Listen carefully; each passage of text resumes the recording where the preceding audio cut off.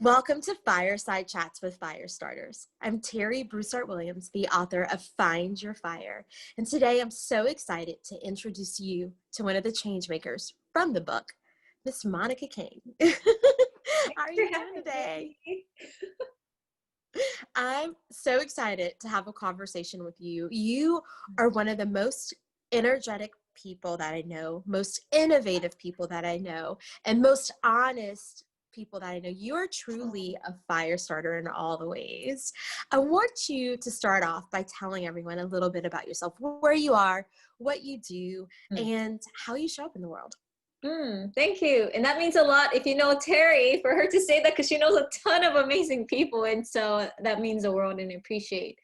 I'm just humbled as well that I get to share the journey. Actually, and one of the things I would say is, hopefully bring up later in our conversation, is like how the people you surround yourself is really important, that I think helps confidence. So that was Chase. So I'm Monica. I wear many hats, but I think what connects the dot most importantly is I think I love always just thinking about how do you live your life the most fullest. And I think I ask that question a lot because I've been in jobs, I've been in work fields where I thought it was right, and yet I got stuck and depressed. I thought I had all the solutions, but I didn't. And I actually even had moments where I had, suicidal thoughts, and just thinking about I did everything that I thought was told was right in life, and yet I couldn't. And so I start with this statement because I think that alludes to why I became an entrepreneur, why I wrote the book, why I'm building a community, and why I choose to do certain things, to be adamant about now the time and the energy I spent and wanting to serve the community. And hence in Terra's definition became a fire starter, but it really stemmed out of, well, how can I choose more to live my fullest potential and live that each day? Because there's only one life, and why are we keep living black and white? So. Oh, I love that. Love it. I love it. I love it so much. I'm going to read a little bit from Find Your Fire, because I think you set it up so beautifully. She grew up in a family that set the stage for her to become a fire starter. They valued female leadership and encouraged her to speak her mind. As she did, her family helped her sharpen her ideas and the way she expressed them by giving her feedback and asking questions. This instilled a deep curiosity in Monica. Even today, friends will tell her that she asks a lot of questions, and she does. But I still think it sounds like a fire starter. Monica was also influenced by experiencing different cultures. Born in Washington, D.C., she spent her elementary and middle school years in South Korea. While her parents stayed in South Korea, she returned to the U.S. for high school and college. And work experiences have taken her to Europe and Asia. She's been everywhere, and still is like everywhere all the time. Growing up in different cultures also gave Monica an interest in diplomacy and international affairs, which helped guide her work towards nuclear, I had to practice this word, non-proliferation early in her career. I geek out every time I think that you worked in this space. The work intrigued her because of the importance of communication and collaboration. She was doing something she loved and was passionate about, but then something changed. And now I know this whole story because Monica and I have been friends now for 4 or 5 years. It's been a very long time. But your career, going from working in the State Department to becoming an entrepreneur, I love it so much because you learn so much about yourself throughout that process, and you question so much about what you were told, and yet you believed in yourself and you blazed away. So I would love for you to tell us a little bit about that journey. I get to ask you the questions today. I know. I think, well, there's the I think and the I feel part, right? I think at the moment you think that you figure it out, and each time you realize when more time passes, it's like, oh, you're just halfway through the chapter. And I feel that kind of mindset really helped me. Now I think embrace and think a little bit more about everything I do. And so the reason why that, State Department recognition of what Terri brought up and all the other information about my past is important because if those who knew the old me, I thought me figuring out was like I had a specific career in mind. I did all the homework. And so in my case, I wanted to be a diplomat. So it made sense that this is what you do for your degree. This is what kind of internship and work experience, languages, like credentials, or like building your expertise. And I chose nuclear nonproliferation, which I also had a time practicing, but I got to do a little bit more because there was a lack of diversity. There was a lack of voices. And I'm like, surely with like North Korea and China security matters, there could be other people who could learn and be a voice. And so I got passionate and interested and devoted to the field. And yet to realize that I did all of that and then still got stuck and depressed and felt lost was a question that I realized I wanted an answer and clarity for myself so that I don't wake up every day. And Terri mentioned the energy and positivity. Like that was, for instance, like even though people said, why are you complaining? You look happy. It was like, but I'm not happy. Like, why are you saying that? Was like one of the hardest thing. And I think hopefully some of you who's listening is resonating with you. It's like, yeah, like sometimes I feel like I have to smile when I'm not happy. And I think that's part of the recognition where I realized it's really important to first be honest and know how you're truly feeling to then know where you need to start or shift something. And that was one of the core recognition of understanding that what is the thing that I was missing? What did I need back to bring back color? But also what was the actions I needed to take? And so it coincidentally led me to building a business, but it actually started with first rediscovering and re-loving my job that I felt colorless and got stuck. And so I just loved it so much actually that I wanted to figure out how to do both. But as many of you know, like we like to do a lot of things, but you can only do so well with too many. And so I decided that, okay, if I could probably make more impact by doing this with my business full time. And that led me to it. But the middle piece was really because I rediscovered what the truth was and re-loved my job that I felt so stuck in. I recognized I could probably help more people with that. But that I broke down that kind of feeling, thought, and framework because I think we hear these jumps and we don't understand that there were stages of process that happened there. And I want to allude to that. It was never overnight. And it took a lot of courage. And would have had no idea that this is where I could be. But you just trust one step at a time, asking tons of questions, like Terri said, and being okay with it sometimes when you don't have the answers. I hope so beautiful. No, it's so beautiful. The journey of self and the story of self is something that we don't really talk about, right? So people see that you have this incredible book, this incredible career.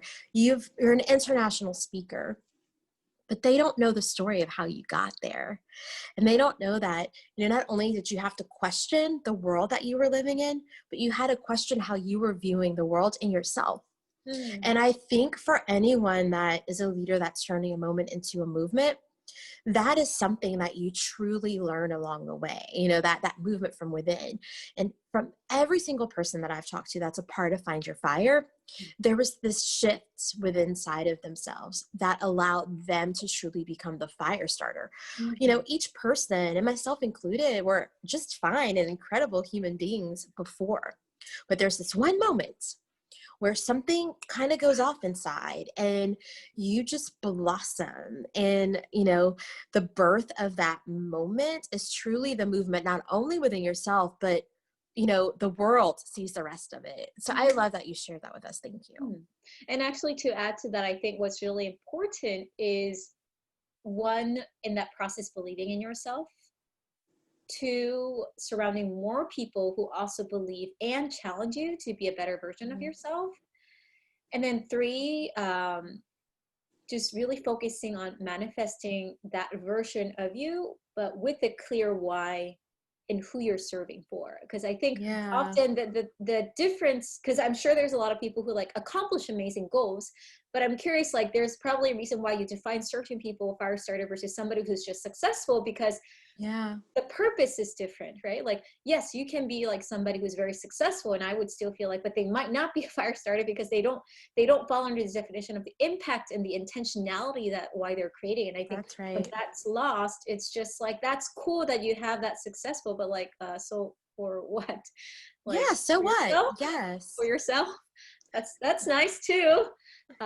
So yeah, those are things that I want to add to that, because I think without it, I had many moments, for instance, where I could have also taken certain routes where it's like, well, because this is the way how things are done. This is even in business, like this is the way how certain things are done. And I realized that just doesn't sit well with me, like, or I don't like the way how this language sounds, even like in a marketing, simple as that, to as something as macro from like the way how you do certain client engagements. And in every single moment, going back to the moment versus movement, I think it starts within those small decisions, right? In each decisions, I keep thinking about what would the genuine Monica would want to do that would make this moment, in my head, what I think about is the word extraordinary, because I'm an experienced curator in everything I do, whether it's speaking, events, facilitating, even contents that you engage, whether it's through the book or anything else. And so that, I think, in the long run, from what I respect and really grateful that Terri wrote this book and collected these stories, is helping people understand how then that becomes a movement.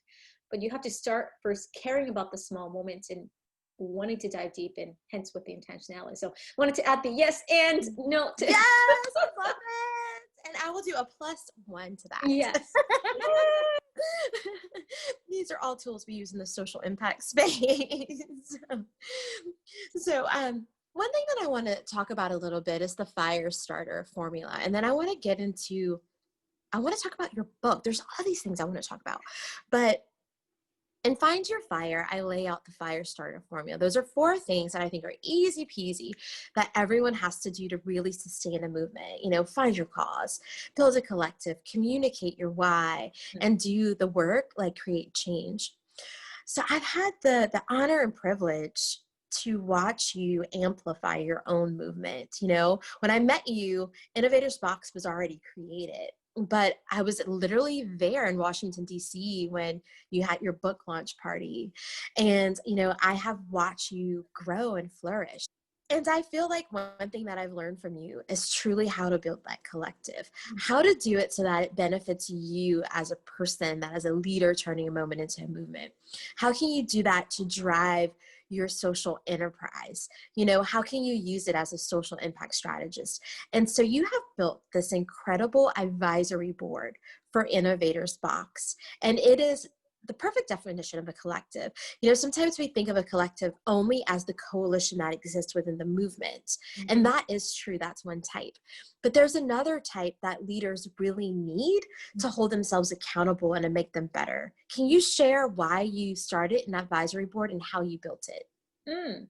Can I do a shout out that there's a member there who's here? So grateful. Terri is one of the core people. So thank you first for being part of it and saying yes and to building that movement together. I want to, I guess, answering a couple of things to that, which is one, because I've had to make so many different changes throughout my life and career, I've recognized, I think, early on that the fastest way that you can actually learn and grow is not by reading, it's not by just doing something by yourself, but actually surrounding yourself with the right people. And I say the right people because it's not just about knowing more people, it's like knowing the right people who actually, that you also care and want to grow with, who will challenge you, but also trust you and believe in you. Because I think there's a difference of somebody who believes in you, but you're not getting critical feedback to grow. So there's no challenge, but then you feel challenged, but that person doesn't trust you. So there's a balance of that. And building an advisory board for Innovators Box, but also even just like a personal advisory board around my circle was something that I thought a lot about, because I kept seeing so many amazing people like Terri here throughout my different parts of my career. But the few things that I thought a lot about was that, well, just like how I think these people are incredible, many people also think of them incredible, which is they're extremely busy people. Number 2, they are currently also very busy creating their own impact in the world. And 3, I hope there's synergy, that not only can I learn from them, but I hope there's something that I can support them.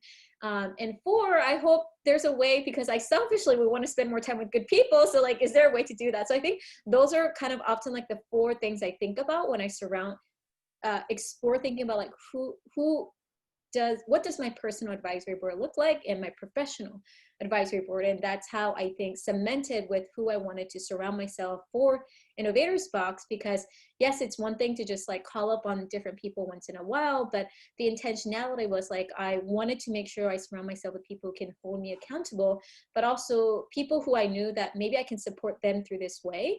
Because I don't think in any relationship, even with the word advisory board, that it has to be a give and like give. That's right. Take. Like, it should be a give and take. And so one of the things I probably Terri remembers, and what everyone else I went through, is I earnestly asked them, like, this is what I hope we can do with the advisory board, but I want you to be honest and tell me no if it doesn't align with where you are and where you want to go. Because the last thing is that it becomes then just a give on my side, receiving on my side, but it doesn't make sense for the people who are participating. And so that process, I think, really humbled me to really recognize that, okay, like, how do I make this meaningful, and how do I make this meaningful together? Because now that's the other aspect. It's not just like Terri as one person. It's like, how is Terri and then everyone else in the circle all together being able to benefit, and what are other opportunities that I can help create support? And as you're probably listening, you're like, oh, it sounds like you have everything figured out. And the answer is no as well, because a continuing journey. I mean, the ambitious part of me is like, I wish we could do more of these things or that, but part of it is just like learning as you go. But I found, and I appreciate you expressing, which is the intentionality, being clear, cemented, whatever grew out of it became healthier and blossoming in, you know, a better way. And so that I'm incredibly grateful and humbled, and just thank you again for being part of it, because it would not Oh be. my gosh. No, it's always a pleasure. That was the other thing that I would emphasize. Oh, sorry too. Yeah. No, go ahead. But diversity, because it's one thing that I have, you know, I want to serve a different audience. Like, I know I can only know so much by myself. So I was very intentional about like, okay, who are people with diverse expertise, diverse voices, and will not be shy about sharing it, but also want to learn from these different angles. And so that was very intentional. And so every single person is an expert from their world, and at least have experience in one or two different places. And hence that cross-pollination makes it enriching and fun as well. And so those were different layers, but these are all the things that I was thinking about in that simple language of surrounding yourself, who you're surrounding yourself with.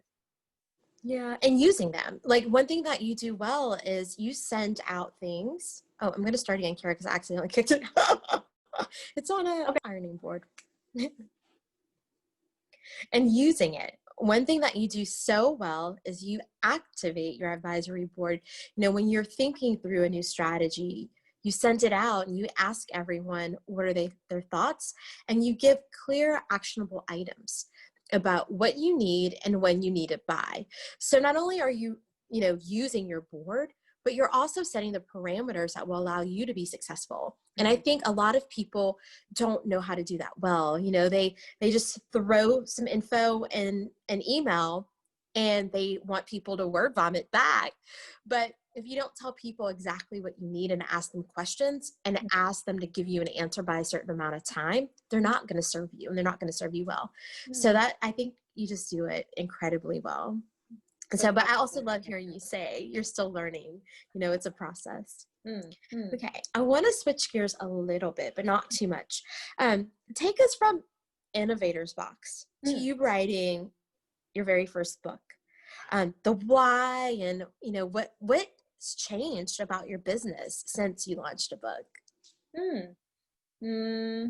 So writing, rethink creativity, which is right here and here. I think the change would be, I found more confidence and clarity in how I can amplify. That's good. I want to serve, because before writing the book, I've always thought about like, how can I serve more, give more people confidence that they can be creative, that giving the clarity of understanding creativity is really important in our personal and professional journey. But I didn't know how before I write the book. Once the book was published and I saw the impact, I realized, wow, so there is a way now I can help more people, even though I have not met them in person, if I plant and put in the intentionality in the book. And so it kept giving me the courage to realize, okay, if that can be possible, what else can I do? Like, what are other ways that I can like keep amplifying? Because just like how I follow certain social medias or follow certain individuals or read certain books, like fan of Terri too, like reading things and like being inspired by other people, like that's the message that sometimes I need to be reminded of, like, okay, let me get myself back up again, or like, let me find the courage, or like today I'm going to cry and that's okay. And that is okay. So that amplifying, I would say, and having the courage to do more of that and explore more of that, that will be the change, I would say, since the book. I love it. I love it so much. It's 2 years old now. I can't believe it. Like, time flies. Like, it feels like just yesterday we were in DC for your book launch, which was so much fun. Such a beautiful moment. So I have one really big question for you. Okay. In talking to you one-on-one, throughout the pandemic, as a person that owns a small business, as a woman entrepreneur, this has not been an easy road. There's been a lot of curveballs that have come with COVID, but you have been able to find some bright spots and some moments that have just like launched new ideas because you were like rewriting creativity. But tell us a little bit about the goodness that you found within the pandemic. Absolutely. I think I found a lot of possibilities about things I never thought I could. Is the simple way I would put it, both personally and professionally. So personally, because I used to travel all the time, cooking or eating healthy or taking care of myself felt extremely hard. I'm running back to back from things. I need to be present, but now being present and being busy is like being in one sitting room, like multiple calls. But like, even with that, I've gotten better over the few months, and it made me realize, wow, so now seeing how it is for me to not get screen burnout, I should be better, which meant I should have been better even early on. And that recognition became so visible during this time that it really gave me both clarity and where and what I can do to not only help myself to not get burnout, but help others share that resource back. So it's been kind of a win-win of like everything I'm learning, how can I help more people? Because I know we're all kind of going through that. Of many people probably here as well. They're in probably back to back. They're probably watching this and doing multiple things, right? That's right. what many of us are doing. And they're like, wait, pause, let me rewatch this part. And professionally, I think with Innovators Box, one of the things that I shared with Terri that I really appreciated was just, yes, we can't travel. Yes, we don't know how long this is going to last. Everything that we kept planning kept changing. But if that became the norm, what I realized is that, well, then it's just changing the variables. Instead of needing to fly to places, I just need to schedule the intentional video call and share the invite with the right people. Now that we're not traveling, instead of trying to figure out how to get audience in 4 or 6 different locations, I just need to make sure I market it to where they can see. And then now when I do events, I have like 20, 30, not only cities, but country audiences joining. And that is so incredible. Love that for you. I always thought that that is only going to be possible when you're like a company with like billion trillions of money, like a big company. Like I never thought it'd be possible. And to have discovered actually not only that now and during the pandemic really humbled me to realize that it's really truly in our mindset. I can focus on the things that are going not well, which I have a ton as well. We're all there, right? But let me magnify the things that are going well and learning from that. So that way I see that growing further. And so that was a couple of things which I've already loaded, which is one, realizing how much more I can actually do online globally.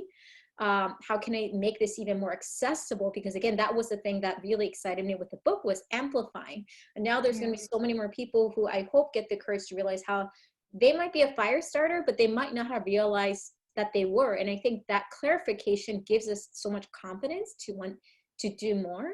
And for me, this has become the pandemic gave me a new amplifier of like, okay, well, since I can't travel and nobody else can travel, like, what can I do to make it even more accessible? And I've been experimenting with a lot of new tools. In fact, I'm in the process of launching something new. So depending on when this is out, I hope that will be available for all of you. But all of the things that I've been literally doing in the past few months, I thought I would not be able to do with the current finance or the team and the bandwidth. And I found that it was my mind actually that stopped me from thinking it was possible. And so, are things tough? Yes. Can things be better? Yes. And I would still say there's always room for hope and growth. Yeah. I'm Oh my grateful that gosh. this pause has helped me recognize and celebrate those. And so, yeah. I love what you said. There are two things that I want to underscore. The first is you said sometimes clarification gives you confidence. That is a beautiful gift you just gave us. It's so true. You know, for me, when I think about my crazy concussion, that was a moment where I clarified what really I wanted for myself. And I gained so much confidence. You know, I thought I was confident, but there's a difference between being confident and just keeping it going and being truly confident and having the conviction that goes along with it. And when I hear you tell that story, I also hear the conviction in your voice. The other thing you said is you gave yourself limitless possibilities. You know, when you clear the schedule by not having to be on the plane and just all the chatter around you at all times because you're just busy, busy, busy, busy, you can see things. You can see new possibilities that you didn't see before. Oh, I'm so excited for you. This is going to be a great year for you. And I can focus. just feel it. That's the thing. With clarity, confidence, you find focus. Yeah. And the thing I've been focusing a lot in the past, during this time is every decision, you can choose to prioritize things that will alleviate short-term pain or resolve long-term. And every time I chose short-term, like, yes, it's nice, but it's not actually solving the root of the problem. And in my case, that was thinking about how is it that I'm serving my stakeholders? What program am I actually offering? And there were a lot of ideas. Somebody said like, hey, can you do like a podcast? Can you do more meetups? Can you do these programs? And I realized, yes, and how can I go a layer deeper to actually hear why they're saying that? What are they really wanting? And how can I provide that more in a long-term sustainable way instead of responding and reacting to that? Like that, I think is so incredibly important. And to do that, you need to again believe in yourself, recognize that you're not just creating a moment, you're creating a movement. That's the thing, short-term, long-term, right? Oh my God, I want to write that down. That was so Focus. good. You said when you clarify and you ask that question again, you ask, why are they asking for that, you know, that service offering? And truly, can you go a layer deeper, you know, so that you can truly fulfill that need instead of responding. Sometimes when we respond, there's just a quick fix, a podcast, a blog, all the things. But I'm sure you uncovered a true business need and offering that is going to drive that long-term goal, which is the movement. Oh my gosh, thank you for that. I think I already needed to hear that. So before we wrap, is there anything else that you want to share with the fire starters that are watching today? One thing I like to add, in addition to make sure you reread the entire book again and share with at least 2 more friends who need it. And leave a review on Amazon, and right? review on Amazon, all that jazz. You know the rule, right? You know, we can repeat that cycle again. And connecting with us online and all of that. I just want to add also, because since I do serve innovators, one of the big questions that many have asked is like, okay, well, that all sounds great, Monica, but like I have all these different ideas. Like it's really hard for me to focus. Like give me advice in like how to have focus. And I just had this conversation actually with a friend this week, and it was a theme that came up. So I hope this is helpful for the fire starters too, because I think when we are fire starters and we want to become a better one, part of it is like, but where do you start? Like, how do I actually know what my why is? Because I have all these different interests. I'm starting all these things like Monica and Terri, like tell me where. And so for the innovators out there who are fire starters and want to be, I would also share the advice of first, 3 things that I realized I do unconsciously that found really helpful, which is stage 1. Number 1, when you think of all these ideas and interests, I want you to focus on celebrating it. Because you want to first recognize and give yourself credit. Like, oh, geez, I thought of that great idea. Like, I thought of connecting this community and how I can support this network. Like, that's incredible. So please, like, give yourself a pat in the back and celebrate that you are thinking and exploring, imagining, and wanting to serve. Stage 2 might sound a little counterintuitive, but very important, which is then with that, you're probably going to see yourself seeing 10, 20 different things. I want you to now list all of those and adamantly cut everything. I want you to be adamantly saying no to probably 80% of that list, and giving yourself, hence 3, clarity in that what is finally that 1 or 2 thing that will be the umbrella that will cover as much as possible, that actually aligns with the core why of what you are doing. Oh, wow. The umbrella that will cover the core. I love that.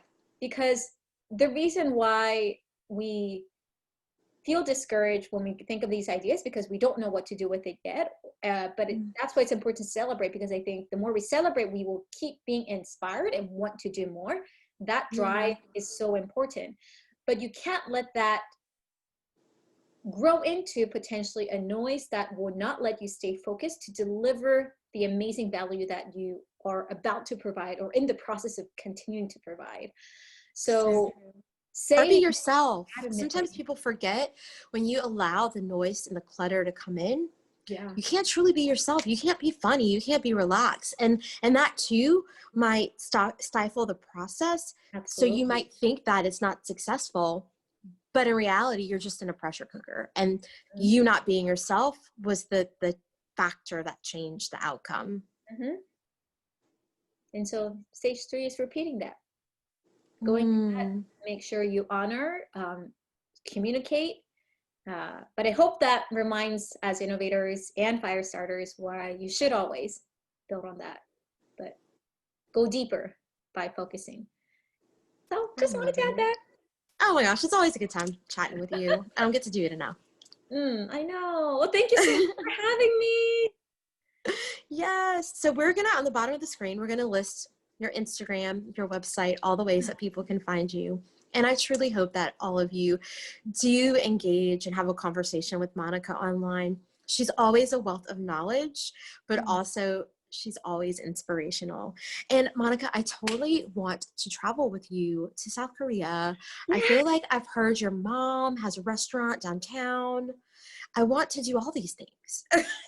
So we'll have to plan that in like 2021 or something. How much fun would that be? Whenever post-pandemic starts. I know, right? 2021 or 2022, but like, yeah, we should totally do that. Yes. Yes, please. Well, awesome. Thank you so much again. I appreciate you, all of you. Thank you. Well, I want all of you to follow me at Terri B. Williams on Instagram and terribwilliams.com for all the things, all the tools, strategies, and tips that you need to turn a moment into a movement. So stay tuned. We're going to have more of these fireside chats with fire starters. I want to introduce you to all of the incredible change makers in Find Your Fire. And I want to share with you their stories of success, but also their fears and the stories that allowed them to overcome obstacles to become the truly innovative fire starters that they are today. So we'll see you next time.